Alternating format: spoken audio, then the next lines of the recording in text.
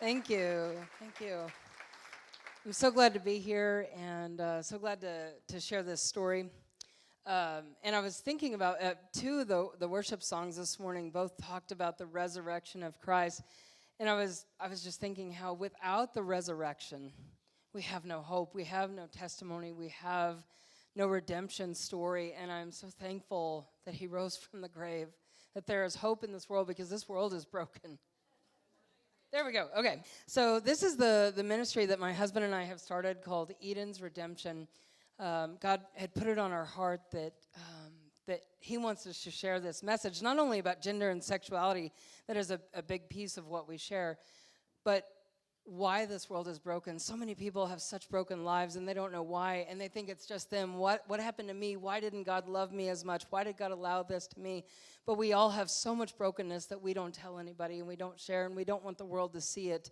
We don't want them to see that we're broken. But the Lord didn't leave us there, and he gave us hope, and he is bringing redemption, not only now in this life, but in all eternity, that we will one day be in a redeemed Eden where there will never again be the curse of sin. There will be a new heaven and a new earth, and we will no longer be under the curse of sin. And I'm so grateful for that redemption today. And so that is the reason for our ministry. So I'm going to tell you a little bit about, I think I'm not quite used to this remote. Oh, the signal went out. That's all right. No worries. Okay. So I was raised in what looked like a perfect environment for a little girl to grow up in. I had a pretty good childhood for the most part. I was raised in a Christian home. We were there every time the door was open, involved in lots of little programs. And I remember it was funny when I was on a trip to Chile recently, and the Lord reminded me that at 4 years old, I was in a program at church called Mission Friends. And I remember writing to the missionaries, and I wanted to be a missionary when I was a little girl. And God has finally, after all these years and all the sin and all the brokenness and all the things I did to my life, and God has still fulfilled the calling that he put in my heart at 4 years old. God didn't give up on my story, and he didn't give up on me, because he's the author of our story. And we take a lot of twists and turns, and we don't go the way we're supposed to, but his will is still going to be accomplished. And so I'm so grateful for the Lord. But growing up, I didn't understand the love of God. I heard a lot about the love of God. But what I saw I share a little bit of my mom's story to help you understand my story. But my mom grew up in a very legalistic home, and she always had this idea of working hard for God and not really understanding the relationship with God, not understanding what God wanted from her, to seek him, to seek his face. And she said, I felt like I was on a performance treadmill for God, never being good enough, never doing enough. And as a result, she was extremely stressed out when I was growing up, just always too busy, was involved in so many things, never had time for me. And I always felt inconvenient and in the way. And she was having a lot of health problems. All the stress led to a lot of health problems. And she was very irritable all the time. She would yell at me, and I began to feel very rejected by my mother. Now that I'm older, I understand that my mom loved me very much, and she was doing the best that she could. But she was allowing the stress in her life to overtake her rather than resting in the presence of God. Sometimes we try so hard to love other people, but unless we're filled with the source of love, we have nothing to give away, because he's the source of life. And if we're not full of him, then we're just trying to give other people our sinful flesh. And it's not going to work very well. And as a result, I had a very distorted view of God, because I would hear so much about the love of Jesus, but what I'm seeing of love from her was a very different picture. Now, I didn't grow up completely without love. I had a very close relationship with my dad, but I began to really resent women. I began to cling to my dad. I felt like women weren't safe, weren't trustworthy, and that really distorted my view.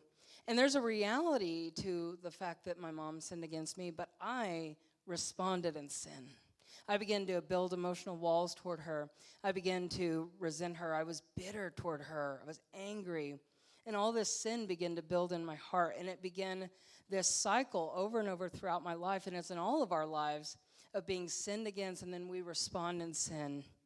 And then the more sin that we embrace, the more bitter our heart becomes, the less able we are to love other people. And then we're sinned against even more, and then we respond in more sin. And this cycle repeats over and over until we break it. And the Lord reminded me of this concept, and I love this quote by J.R.R. Tolkien. It says, "We all long for Eden and are constantly glimpsing it. Our whole nature is soaked with the sense of exile."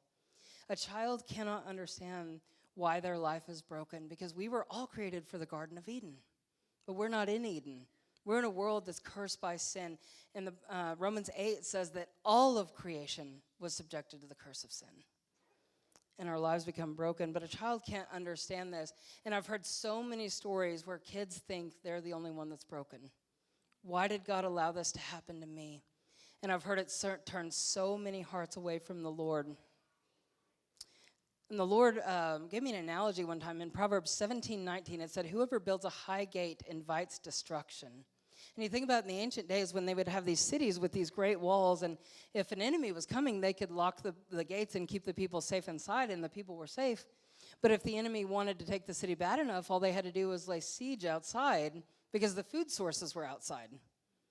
And there were times that they would wait so long and starve the people so much. The Bible says that in Judah, they started eating their own children because the starvation was so severe. And which I can't even imagine. The wickedness and the evil of these people. That's why God allowed it. But when we build emotional walls toward people, we think we're protecting ourselves. But the reality is we're starving ourselves of the very love that we need. Because that person's not our enemy. The enemy behind that person is the enemy. Satan, that is trying to get us to be angry and bitter at everybody else rather than learning to forgive and keeping up emotional walls.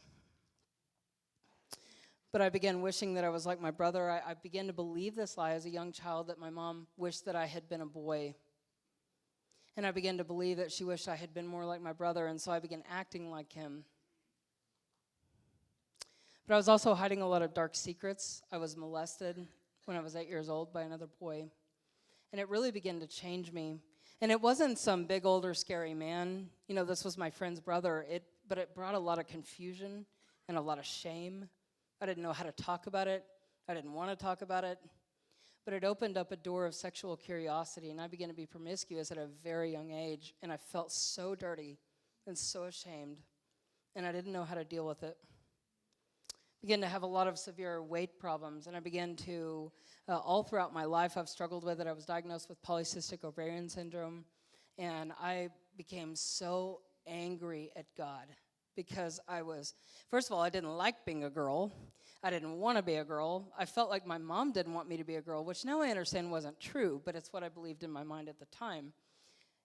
And then on top of that, I'm having all these weight problems, and I was constantly teased and bullied, and here I am wanting so desperately to have some boy like me because I have all these, desires. I was always trying to find worth and value from a man, even at a very young age, ever since I was molested, trying to be accepted, trying to be loved and valued. And then I had all these weight problems, and I was rejected. And I was so angry at God, and I began to blame God, and I began to turn my heart away from God, and I began to say, why am I so broken? What's wrong with me? Why didn't God love me as much? Why did God allow my sister, she also had some weight problems, but not near like I did, but she was a runner, and she was thin at the time, and I'm just looking at her. I didn't know she had this struggle as well, but I thought, why did God allow her to be so thin? Why didn't God give that to me? Oops, went the wrong way. But we live in a world of constant comparison, always comparing ourselves to others, thinking that person has it all together, but we don't know the brokenness inside. We don't know what they're dealing with. We don't know the problems that they have and the hurts that they have. And we're so focused on our own life. Job 5:2 says, resentment kills a fool, and envy rots the bones. I've had health problems my entire life since I was a very young child, and some of that is just because we are in a world that's broken under the curse of sin. Our bodies are under the curse of sin. But a lot of, part of it, I look at, there are several verses in the Bible that talk about envy and the sin in the heart that leads to consequences with our body. And I've seen it several times in my life, and I know that may have been a big part of it. Isaiah 29:15-16 says, "Woe to those who go to great depths to hide their plans from the Lord, who do their work in darkness and think, who sees us? Who will know? You turn things upside down as if the potter were thought to be like the clay. Shall what is formed say to the one who formed it, you didn't make me? Can the pot say to the potter, you know nothing?" But that's what began to build in my heart, this belief and this desire that I know better than God. And this bitterness began to build. Hebrews 12:15-16 warns us, "Looking diligently, lest anyone fall short of the grace of God, lest any root of bitterness springing up cause trouble. And by this many become defiled." Not only us, but other people become defiled. Because when we're angry and bitter, when we're holding on to things, when we're building emotional walls, we end up defiling other people. In fact, I had a family member tell me one time that his love receptors were broken. And he was right, and I didn't like that because I wanted to believe that if I could just pour enough love on him, he was going to see how much I loved him. But he had put up a wall, and he didn't want our love. Oh, it goes on to say, "Lest there be any fornicator or profane person like Esau, who for one morsel of food sold his birthright." I have seen so many young people walk away from the faith because of things that happened in their life. And in fact, a couple of years ago, I was, one weekend, I had committed to the Lord for an entire week that I was not going to watch any movies or TV or anything. I was going to have a spiritual retreat, and then I got the flu, and I couldn't do anything. And I was so sick, and I was so mad at God because I'm like, you knew this timing. You knew that out of all weeks, this is the week that I was going to do this, you know. But I ended up watching hundreds and hundreds and hundreds, literally over, I think, 400 or 500 testimonies of how people came to know Jesus. And God began to teach me how he works in people's lives. And one thing that I noticed, that people came from all different circumstances, all kinds of backgrounds, and all different walks of life, some from the very rich to the very poor, to the very abused, to the very good homes, and everything in between. But you would see the same needs and desires, the same brokenness, the same threads throughout all of it. And one thing that I learned in almost every case, there was something that happened to that person, some kind of trauma, some kind of brokenness. And they said some form of this question, maybe not the exact words, but something to the effect of, they began to think, if God is good, why did he allow this in my life? And it began to turn their heart away from God. And I've seen it over and over and over. And if we're not careful, it begins to turn our heart away from God. And I've watched people walk away from the faith because of circumstances that happen in their life. And we want God to just cut it out of us. We want him to just cut out this broken piece that we don't like and just get rid of it. One of my other favorite, I love stories of humanity. I'm always watching people's stories, whether it's Christian testimonies or I love just stories in general. And I loved the show Locked Up Abroad, because which I know is an odd joke, but I love to watch how people get into these messes. And then usually there's some stories of such redemption in this show. But one thing that I learned, in most cases, these people that got into drugs and alcohol and all these things and ended up trafficking drugs, and most of them were just looking for a way to escape their pain. That is the basic human problem, that all of us are in pain because we're in a world that's under the curse of sin, and all of us are just looking for a way out. And people don't know the redemption of Jesus. And so they turn to drugs, to alcohol, to gangs, to sex, to whatever it is, trying to suppress the pain, trying to cut out the pain, and it's all they know. I began questioning the goodness of God. Romans 1:21, Romans 1 gives us this progression of being given over to lust, and then unnatural lust, eventually to a reprobate mind if we reject the truth of God. But it starts with this. It says, "For although they knew God, they neither glorified him as God nor gave thanks to him. But their thinking became futile, and their foolish hearts were darkened." Oh, sorry. And so this is a key point that I wanted to make. That it says, they glorified him not as God, neither were thankful. And this lack of gratitude, being angry and bitter toward God, is what leads down that road of lust and unnatural lust, because we begin to pursue the things of the flesh. Because when you're angry and bitter toward people, you're cut off emotionally, you become angry and bitter toward God, you begin to blame God for what's happened to you, cut off spiritually, and all that's left is the flesh. And we will do whatever it wants. I mentioned that earlier. But I began to blame God, and I began to turn away from God. And I really became rebellious and evil. We don't want to think that that we're capable of this or that our kids are capable of it, but we are sinners. And we have deep wickedness in the heart. And I became so angry at God, and I wanted to be the opposite of a Christian. I told God I would never serve him again. I wanted nothing to do with Christ. Proverbs 14:12 says, there's a way that seems right to a man, but the end thereof are the ways of death. And I should have listened to this warning. I had heard this verse in high school, but I didn't believe it. I didn't understand. I believed the same lie from the Garden of Eden that God was holding out on me. And I think so many of us believe that. So many of us want to think there are not consequences to our sin, but there are.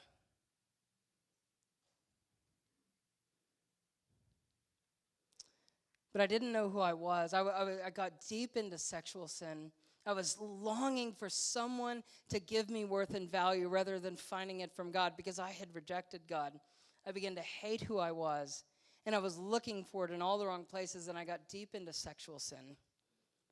And as I did, I became more and more and more broken and began to fracture my identity. But that self-hatred was actually a mask for pride and envy and jealousy and covetousness. Mark 7:21-23 says, for it is from within, out of a person's heart, that evil thoughts come: sexual immorality, theft, murder, adultery, greed, and malice, deceit, lewdness, envy, slander, arrogance, and folly. All these evils come from inside and defile a person.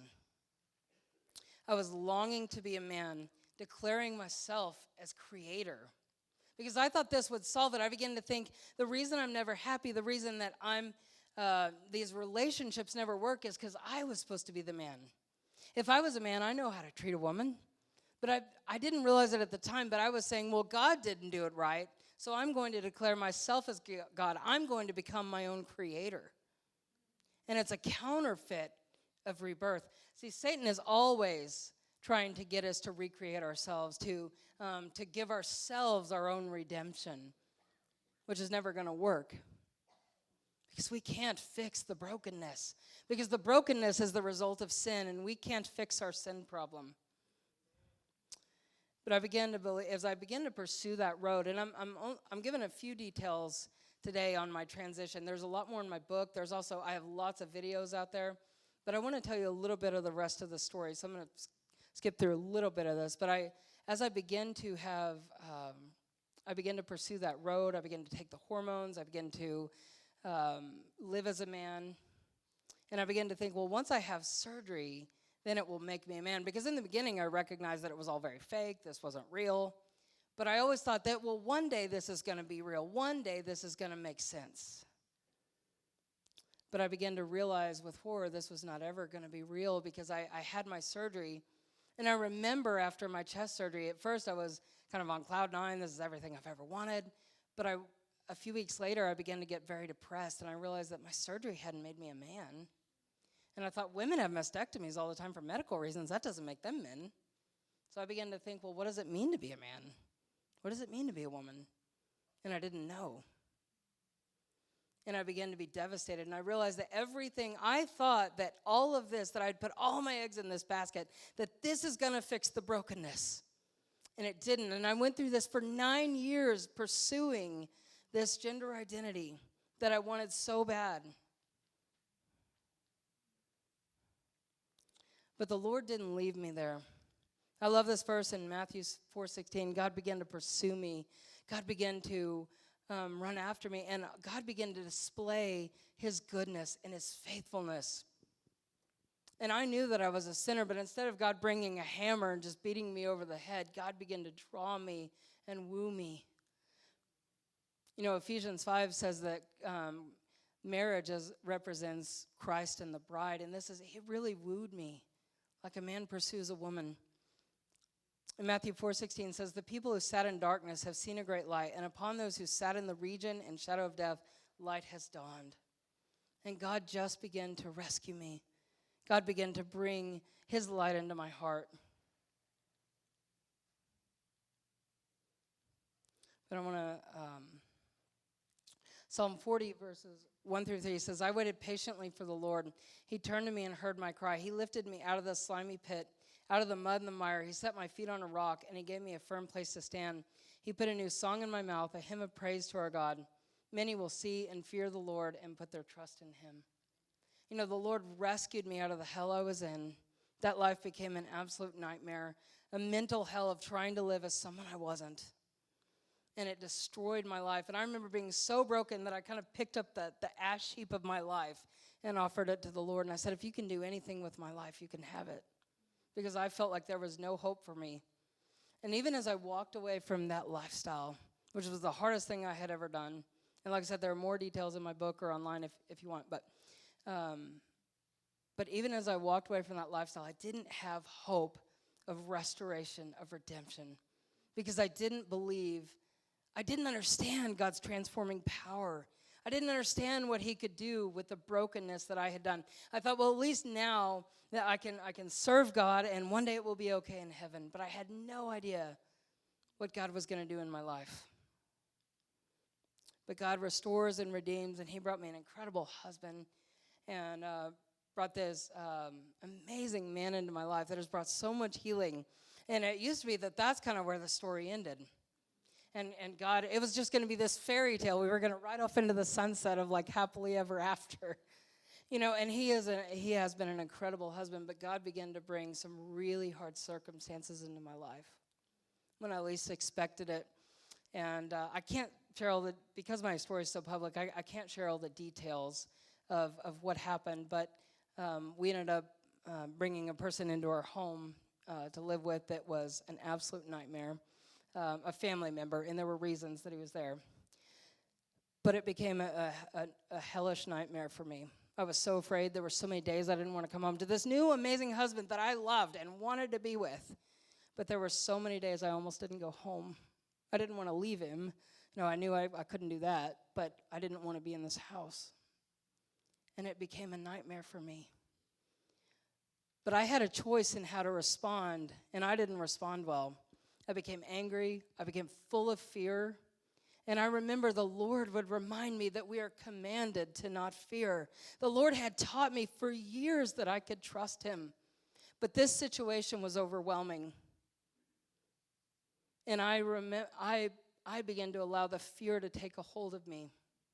And for various reasons, there were probably some physical things that led to it as well. But because of the stress and the fear and everything going on, I spiraled out of control. My spiritual life was going off the rails, was just living like in so much fear that I let it captivate me. And I ended up with severe neurological problems. I have chronic migraines under an immense amount of stress because now all of a sudden my husband is having to care for me. And I was on a walker at 40 years old in ICU with inflammation in the brain. Chronic migraines that cause seizures and all kinds of other neurological problems. And was causing extreme mood disorders and just all kinds of crazy symptoms.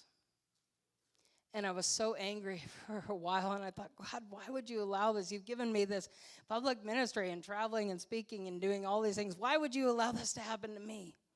I didn't realize the connections of my own sin that had contributed to this. And I remember feeling so broken, and we started this ministry last year, and I was just mostly unable to do the work. Day after day after day, just not able. My brain couldn't function. I thought, I'm just not able to do this. I don't know what I'm supposed to do, Lord.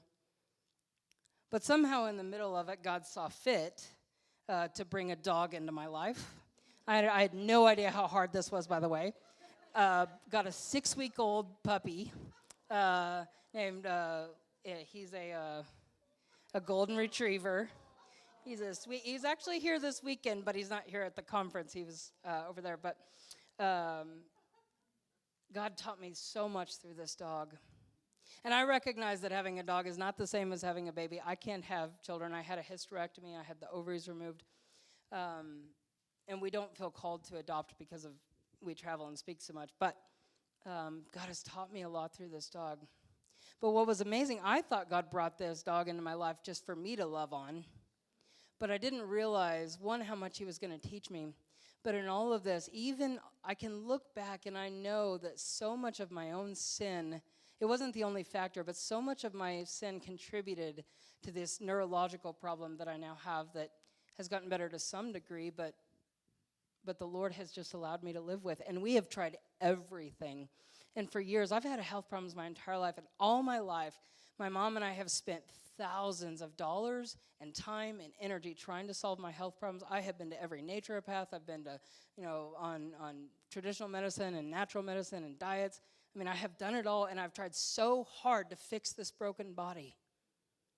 And the Lord finally revealed to me one reason why. After all this time, and all that God has allowed, and all the nights I have cried and said, God, why me? This isn't fair. I've never had a good body. I've never had good health. And I'm just sick of being sick, and I'm sick of being tired. Struggled from extreme exhaustion. And the Lord finally revealed to me that this wonderful little dog he brought into my life, he's going to, now we're training him to be a service dog, so that he can travel all over the world with me, because God is going to use this dog to reach children. These children who can't understand what it's like to be a parent. They can't understand God's perspective and why he wants them to obey and trust him. But they know what it's like to love a little dog. They know what it's like to care for an animal, and they know why you don't let the animal run into the street. And so God is redeeming, even in all my sin and all my brokenness and everything that I have done, and all the hormones and the things that I did to my body and just destroyed my body. And yet now God is redeeming it for his purpose and his kingdom, to be able to reach many others. So there are so many things in my life I can point to that I was sinned against as a child, made to feel inconvenient, made to feel like I was annoying and in the way, ways that I responded in sin, ways that I sinned against others. And yet God is redeeming and restoring. And that's what the Lord really put on my heart this weekend, is that all of us, we have a desire to never be broken, to never have any hard circumstances. We want an easy life. None of us like the pain. But God is using it for an eternal weight of glory, that says in 1 Peter. He wants to use your brokenness. He wants to use your story. And so many of us keep it inside. So many of us don't want to share it. But God wants us to share our story, to share what we've been through and what he's doing in us, and the healing and the restoration and the redemption that he's bringing. I have a better relationship now with my mom than I have ever had. And not only has he redeemed that, but he's continuing to write my story. He's continuing to bring me through such hard times that it brings me to my knees, and I say, there are times that I'm so weak that I can't go forward. I think, God, I can't do this. But God is continuing to be strong in my behalf, so that he can bring glory to his kingdom and to himself, and even using my little dog to do it. Thank you so much.